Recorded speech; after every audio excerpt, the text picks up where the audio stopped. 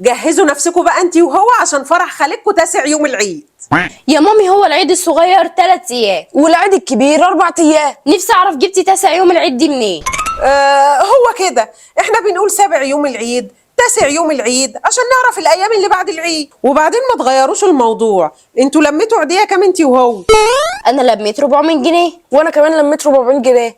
طيب يا حلوين، كل واحد بقى ياخد له 10 جنيه وهاتوا الباقي بقى عشان اشيله لكم معايا. لا يا ماما انا ماليش دعوه. وانا يا مامي مش هدي عيديتي لحد. يا خسارة تعب وشقاية معاكم في رمضان. طب ده انا كنت بفضل واقفة في المطبخ طول النهار عشان اعمل لكم الفطار، واخرتها ايه؟ مش واثقين فيا؟ خلاص يا مامي كفايه، قطعت قلبنا. خدي 200 جنيه اهي واحنا هنخلي معانا 200 جنيه. يا خسارة تعب وشقاية معاكم. طب مش فاكرين لي اي حاجة حلوة عملتها عشانكم؟ طب ده انا كنت بفضل واقفة في المطبخ طول الليل عشان اعمل لكم السحور، واخرتها ايه؟